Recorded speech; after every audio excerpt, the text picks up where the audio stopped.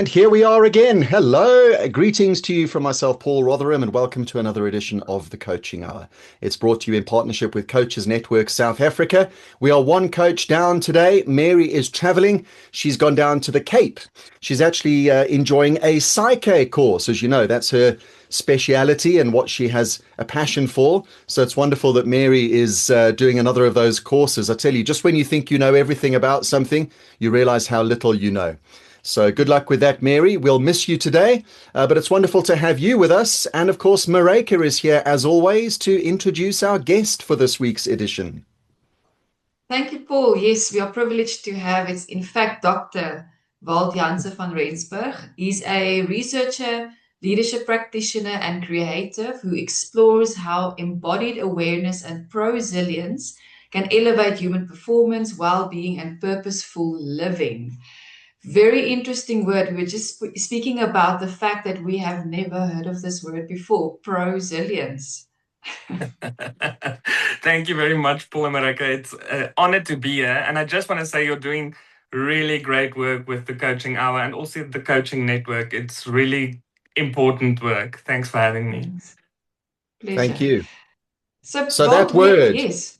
Back to the word. We are very interested in this word. So prosilience. There's actually a book written about it. Linda Hoops wrote Prosilience, how to basically prepare yourself in a turbulent world. And I'm not 100% convinced that she actually coined the phrase. There's a lot of places where the word was mentioned before that, but I think that was the first book written about it and which piqued my curiosity. But going back to just the basic of the word, prosilience in the most simplest form is being proactive plus resilient. So it's proactive resilience. It's preparing for stress, where resilience is we bounce back from stressful situations. And prosilience is we prepare for the stressful situation so that we can bounce back easier, or we don't even need to bounce back. We can just be because we're already prepared. Now we know what the word means. Prosilience. Yeah. I thought it must have had something to do with resilience. I think that's one of the only words in the English language I'm familiar with that has illiance in it. Yes. Offhand. So the two have to be related. We always ask as well, Walt, depending on whether you're English or Afrikaans, you said. Your story, just as a bit of background, we always like a little bit on who the guest is, who it is that we're chatting with before we get into the nuts and bolts of what we're chatting about today. Sure. I started dancing at the age of 7 and I never really stopped. And I really loved it, did my master's in choreography, and I was really passionate about human movement in general. I've also really enjoyed the psychology of human development, but it wasn't until my final year of my master's where my father passed away in a car accident that I really had like a paradigm shifting moment and realized I don't want to just perform and create. I want to have an impact in people's lives to actually prepare for these traumatic and stressful events. So then when the time for my PhD came, I chatted to my advisors and we decided on the concept of prosilience, but bringing the element of embodiment and movement into the workplace to help people not just think of their stress through the mind in a cognitive way, but also through their bodies. So that's how I basically came to, I want to say, the interest in prosilience.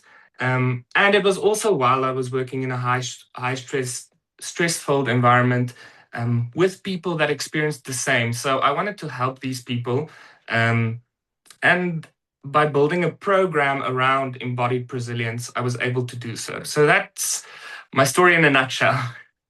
That's very interesting because I honestly thought you made up the word the first time I heard it.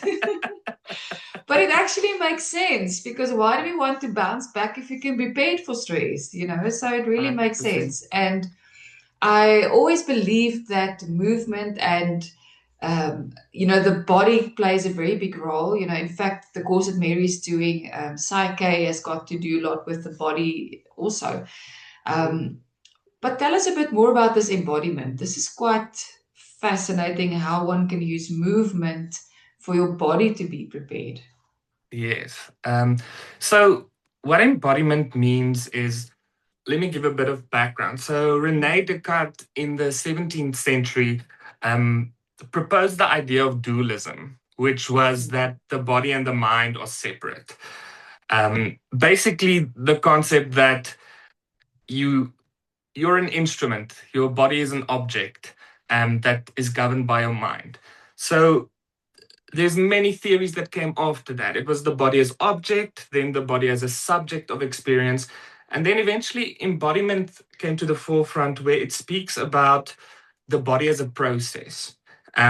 So embodiment in the most basic form is the connection between the body and the mind as the body mind, which is what practitioners call it, in experiencing the self and basically recreating yourself in and as part of your environment. So your habits are formed not just by your thinking, but how your body and your mind together experience situations. And that sits in your body. So working through the body while you are also mentally aware of how you're building these habits it has a more holistic, I want to say, approach to it, because a lot of, and that's also the issue I found in like environments and corporate environments, is it's a lot of knowledge work. It's head.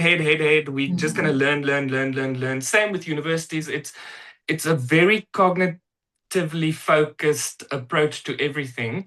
And embodiment just basically breaks it down to your body is also part of the process and it's important. It sounds like there's quite a lot of history behind it, and the term embodiment obviously evolved, also over time. And it makes sense what you say in the corporate world. Well, in any career or business, I guess, it's very cognitively loaded. I actually did a lot of research of late about cognitive overload. And, being one of the biggest reasons that we burn out, because there's so much information overload at the end of the day. So is there specific things that one can do to get more connected with the body versus being stuck in the mind space, head space all the time?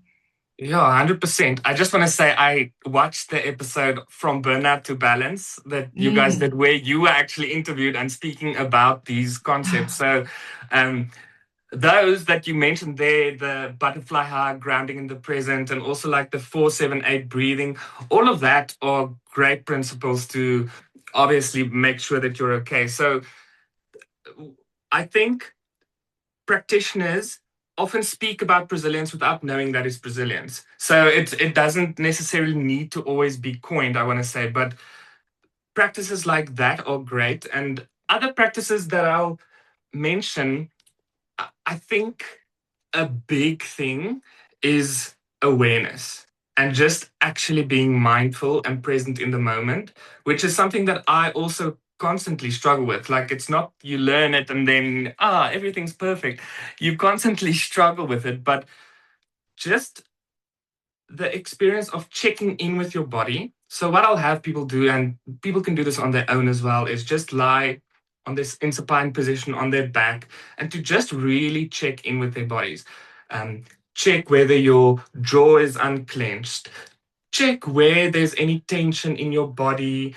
Just take it one step at a time. Your shoulders, how do they feel? How does your stomach feel? How do your knees feel? Your legs, your feet. So basically completely checking in with the body. And what you can do then is do a body map where you draw an outline of the body and just note for yourself where there's tension. What are you experiencing? Then you can go back to supine position and you can use what I call, well, not what I call, what is called in lesser kinesthetics and Laban movement studies, it's called a pleasure smell, where you close your eyes and you imagine yourself at your favorite place. This is obviously personally unique to anyone. And you just really hold something from that place. It can be a flower, your Oma's biscuit, something that smells nice, and you hold it in your hand. And then you just smell that, just smell it. And that links to the 4-7-8 breathing. You just breathe in, keep it there for a while, and then breathe, but a longer exhale to basically just ground yourself and then feel how you feel after that. I'll quickly mention just a few things. There's so many, but I'll keep it short. But my favorite thing to do, which I also did before the interview, is the 3 body NRGs, which it stands for neuroregenerative growth. And it means basically repatterning your habitual patterns and things that we were born with, but we lose touch with it and we don't realize we do it to self-soothe. So these are stuff like muscle shaking, to just really shake out your body completely, to just shake your body, muscle floating, to just really float and imagine yourself floating somewhere. And then also muscle yawning. We often do this when we get out of a car after a long trip, to just really yawn your whole body and to just get more of it. And if you make that conscious, if you actively do that, that relaxes and energizes you. So yes, it sounds contradicting, but it relaxes your body and then it energizes you for what comes next. So those are some practices. Let me not talk for an hour about everything you can do. You mentioned being in the supine position, i.e., lying on your back. Obviously, there's a time and place for that. And if you're at home or it's over the weekend, no problem. But I think very practical tips are always appreciated. Where you're at work, you realize you're under stress, things are tough.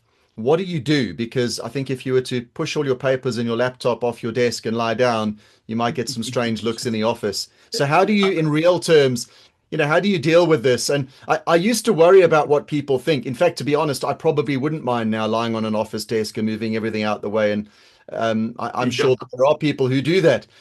In my younger years, I would never have done that for fear of what people think. But as you get older, you literally stop worrying about what people think. So perhaps that goes out the window. But for people who, practically speaking, would like to do this during a busy day, what do you suggest? Yeah, 100%. And I think that's the most important part.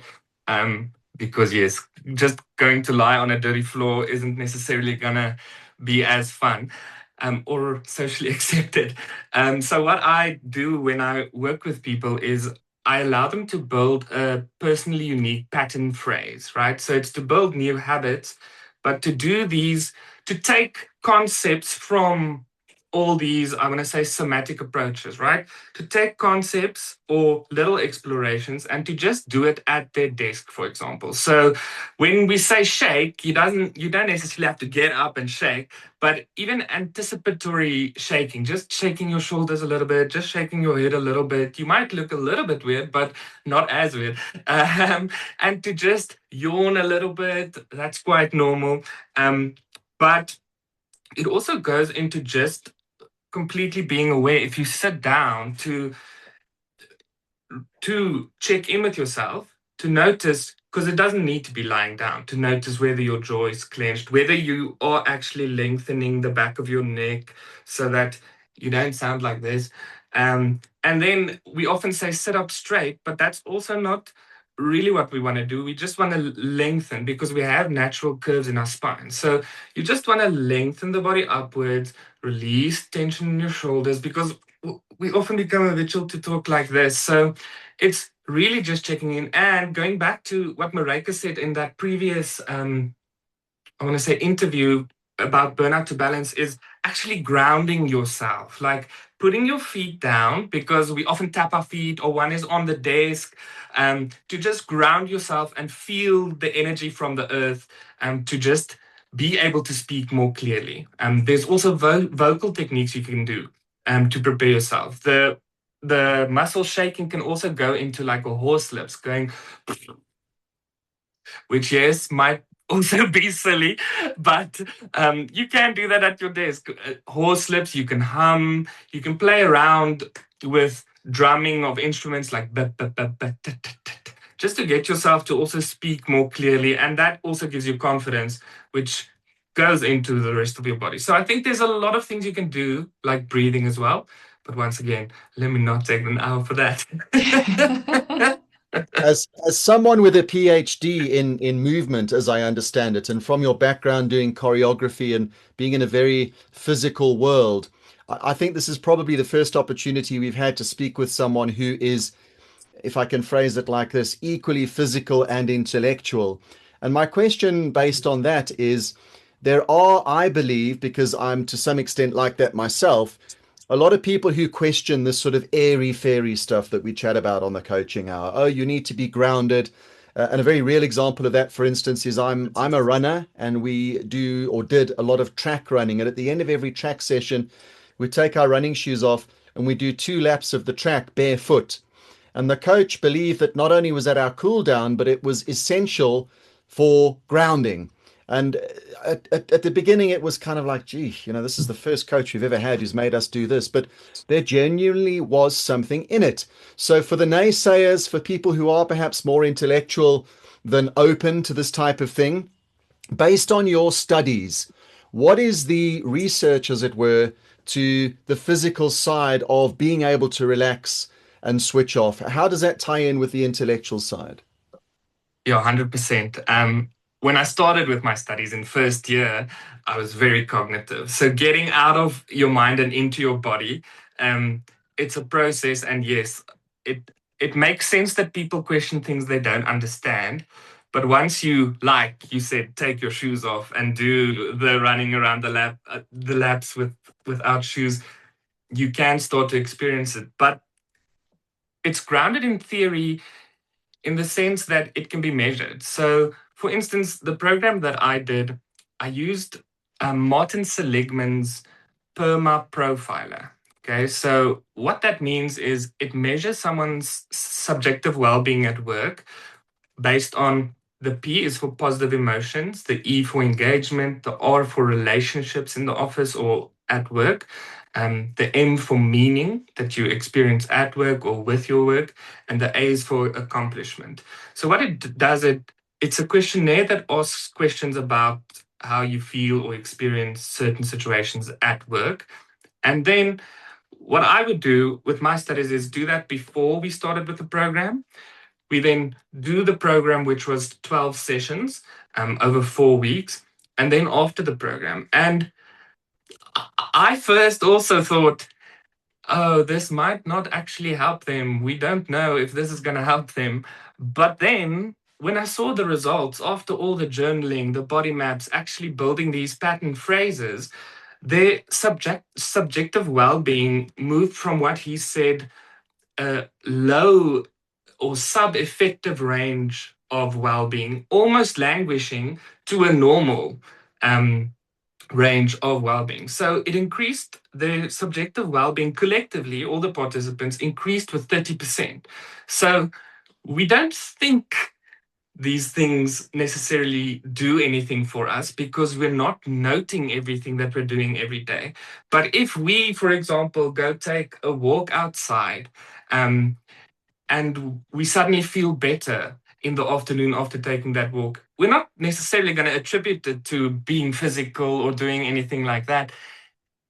We're just going to think, oh, I'm having a good day, or it's the burger that I had. So I think there's many studies on that, like actually going into how meditation, mindfulness, just being aware already has an effect on just your well-being and your stress management in general. So yes, I get why the naysayers say nay, but I would also encourage everyone to actually just try to open themselves up to it, because it does change the way you live, love, and lead through life.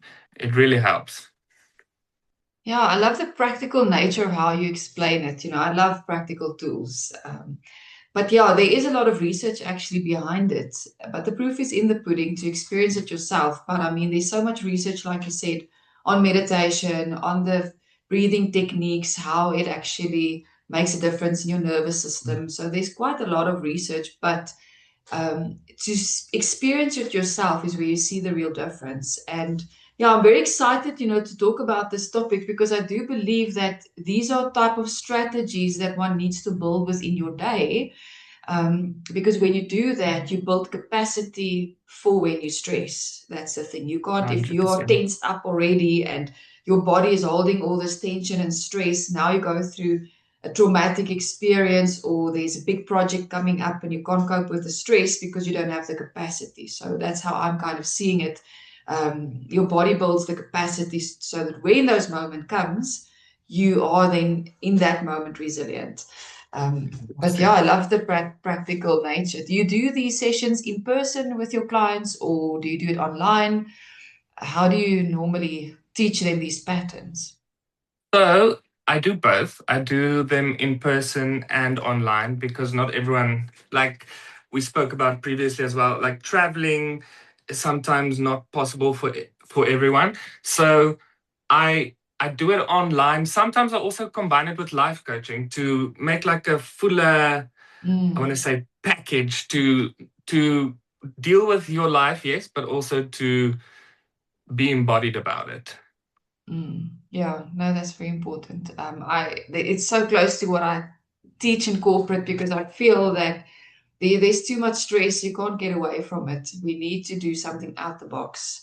The 100%. normal type of techniques of let's say time management processes and all of that. It's good and well, but you need to look at your health, your body, and how you're going to deal with those stresses. 100%. I would imagine that this is something that has been increasingly embraced in the corporate space. Years ago, you literally had no say. You went to work, you had a boss. It was very draconian. He possibly even had a little mustache, and you didn't answer or ask. You literally just did what you were there to do. I think times have changed, particularly now with remote work, hybrid work. Is this still the massive issue that we believe it to be? I 100% think so. Um, I think everything changed in COVID, which is why I know the Coaches Network also started, like to connect people. And what happened was, so according to research, the world was seen as VUCA, which is volatile, uncertain, complex, and ambiguous. Then COVID came, and I don't think anyone knew what was going on. So they called it the Barney world. Like it's moved now to the Barney world: brittle, anxious, non-linear, and incomprehensible. It felt like all the systems we used to know fell apart. We can't make sense of time. I know I felt so confused. You didn't know what's next. It came so out of nowhere that everything changed. I think there's companies that didn't know they can work remotely that figured it out because they had to.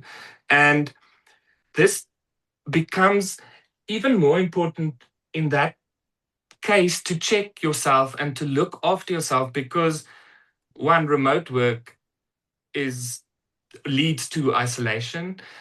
So you'll have to check in with yourself, look after your body. And if you're sitting the whole day because you're working online, you have to constantly make sense of what's going on in your body, take actual breaks so that you can deal with what is now referred to as the Barney world. So I think Prosilience is what gets people there. Like Mareike also said, your body builds the capacity. So you actually build the capacity to start making sense of certain things. And I do agree that it's changed so much. It's changed. I see a rise in like corporate coaches and people that are involved, which is great, which is what we need because people need to realize that we are not just brains.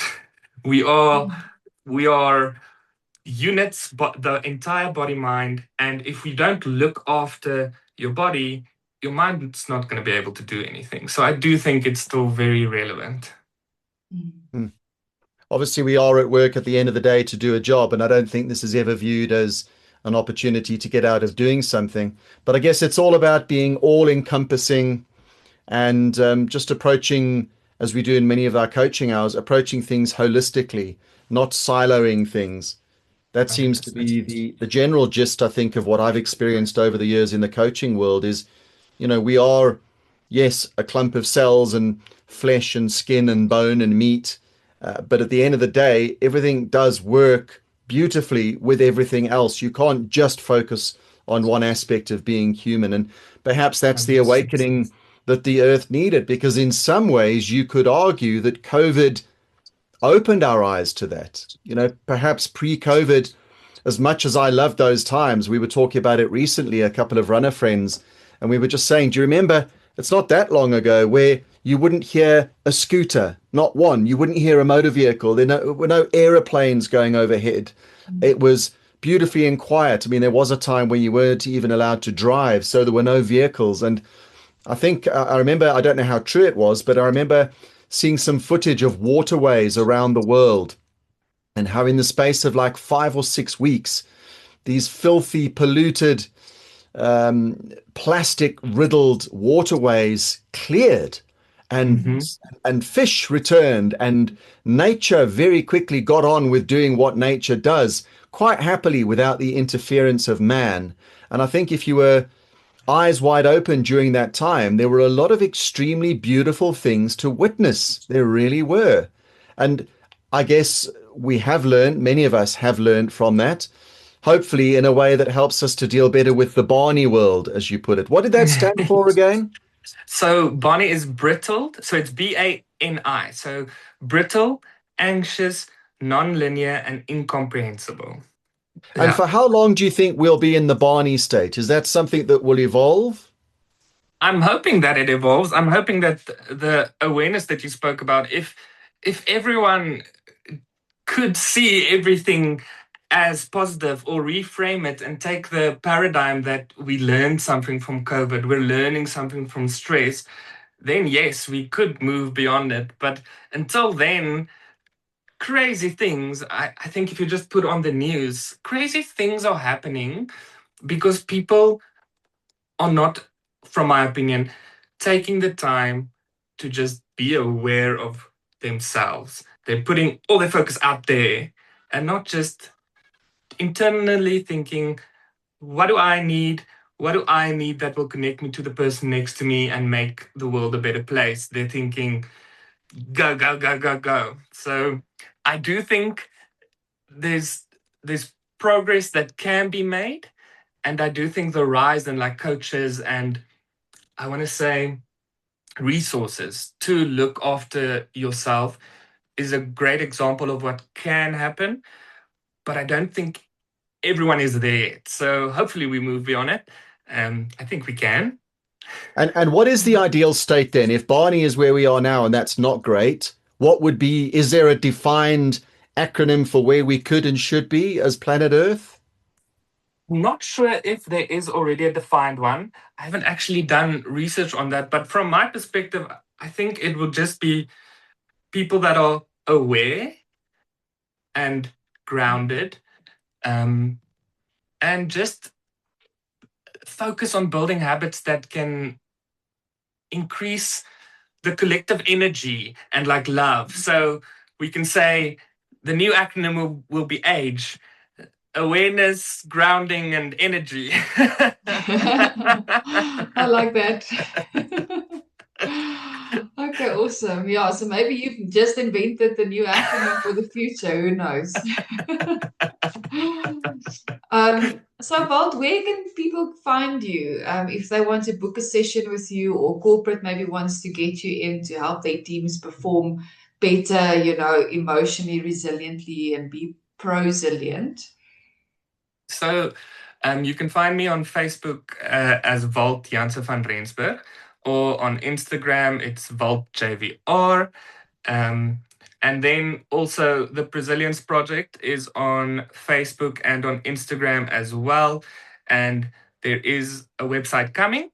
But you can leave if you go to the website, theprosilienceproject.com, you can leave your email. So yes, you're welcome to contact me in any of those ways. Nice. Wonderful. Walt, baie dankie. Thank you very much for your insights and your time today. Sometimes I think some of our best coaching podcasts are those that are straight to the point, which I think today was. So thank you I very agree. much, and for some really insightful background. Are you still moving now out of interest? Are you still at all involved in choreography and dancing? So that's a great question. Um, During my PhD, I stopped a little. Um, what I'm doing now is I do a lot of judging of competitions, and it's more of a, I want to say, passive role. So most of my movement now occurs in my personal space.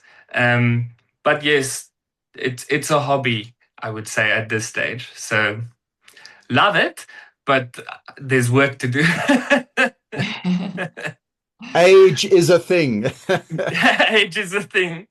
Thank you guys also for having me and for the lovely chat. I am really appreciative of your work, and I look forward to what's next. Only a Baie pleasure. dankie Walt. Walt is mos Thank you. Afrikaans, maar you speak English beautifully. So thank you for Thank speaking you. English on the podcast today, Mareka. Thank you as always. Thank you for watching and listening to this. Remember to like, comment, share, subscribe, give us feedback, whatever it might be. We always love hearing from you, and ultimately it's you who will allow us to build this community and hopefully get to the point where the world is in a state of age and that we're not living in a world of being Barney. That's it from us, from myself, Paul Rotherham, and the rest of the Coaching Hour team, along with Coaches Network South Africa. Thank you so much, and we look forward to your company on the next one.